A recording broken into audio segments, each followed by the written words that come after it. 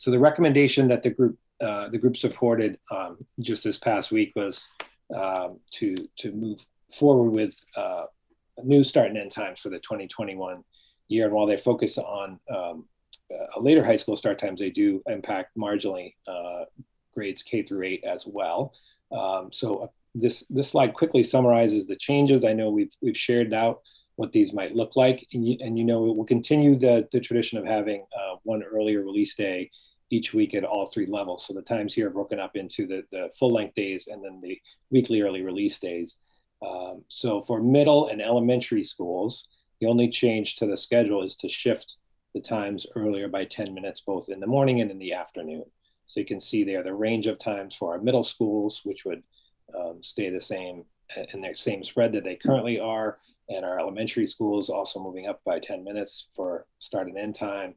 And then the change moves our high schools from what we call the first tier of busing, or the earliest times in the morning, to the last tier of the morning. So the last start after the elementary and middle, so beginning at 9 o'clock and ending at 3:45. The 3:45 end time is made possible by combination of implementing the new schedule that's been designed for the high school just for this purpose, which actually creates more regular end times to the day.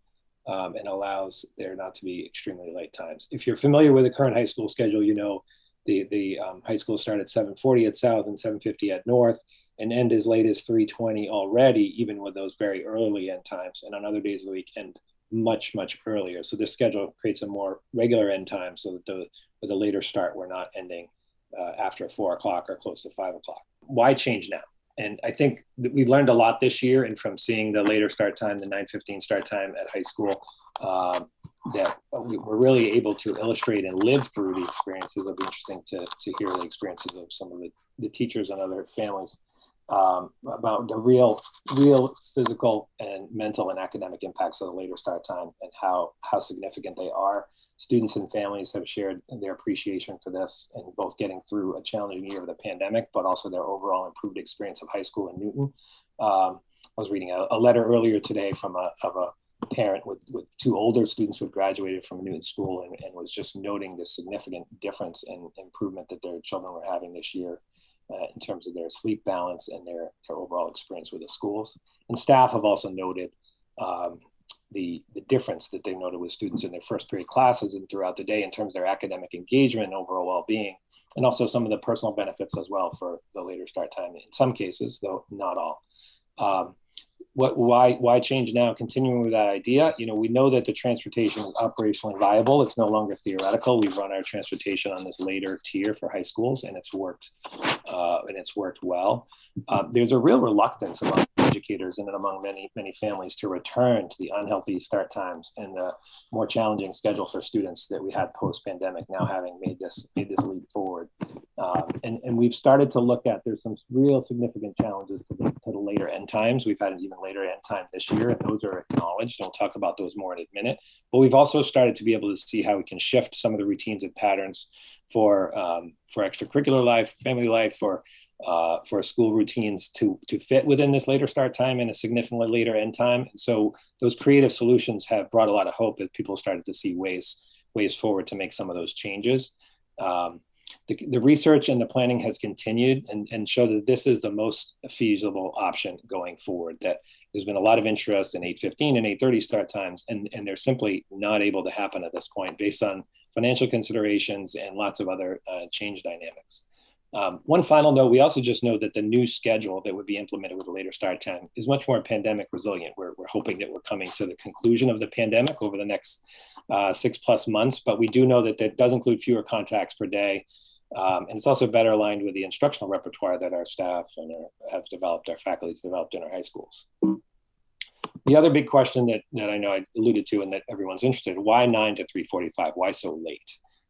We certainly know that the preference for families at all levels, and for many, including educators, you know, an 8:30 to 3:15 approximate day would be ideal. But we know that that's not possible. That's not possible for next year. It's not possible without the significant price tag or the significant disruption to K-8 family life and academic routines. And so that's not on the table right now. This is what's on the table for making the change. we really know that we have the potential right now to realize the full benefit for high school adolescents with minimal impact on our K-8 schedules and routines. Making just that 10-minute earlier shift for our K-8 schools allows this to be possible from 9 o'clock to 3:45. I think people also feel a great urgency and responsibility to support student health, student wellness at such a critical time coming out of the pandemic, and knowing the incredible stress and the incredible challenge that our young people have faced. And doing this now feels like the right time. And because this is a viable option to do it, it makes sense to do it. We know that if we combine the implementation with the 9 o'clock 3:45 schedule with the new high school daily schedule, it actually includes structures to help mitigate some of those very challenges. So it includes time during the day where some of the things that typically now happen after school can happen during those flex blocks. It includes a different pace to the week where there's 4 or 5 academic classes a day rather than six or more, 5 or 6 every day. And that allows there to be a better balance on homework, a better balance on deeper explorations with your academic work, rather than going through that rat race of having to do 5 or 6 homework assignments every day. I know there's some comments earlier about what about homework? Why aren't we doing homework this year? The changes to homework and out of class time work this year were really pandemic driven in terms of helping students through the challenging time this year. So, linking those two issues is really not what this is about. We're not here to try to get rid of homework or do that. That's really something specific to this year. But we know that this schedule will create a more balanced, more manageable workload for students.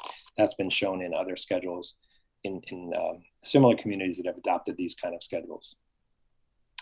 The schedule does closely match high school schedule time on learning and exceeds the 990 hours. So we know that we're not sacrificing it in terms of any significant changes to time on learning. Again, careful analysis of this is provided in the final report on the schedules. And the bottom line is the alternative to not going forward with the 9 o'clock to 3:45 later start time is returning to the 9:40 and 9:50 a.m. starts for South and North, and also continuing with our old high school schedule, which doesn't include any of the improvements that we mentioned earlier. We're not currently able to implement the new schedule at the old start times. The two are not compatible based on the transportation issues. There'd have to be significant revision and to that schedule that's already been agreed to make a later start time work.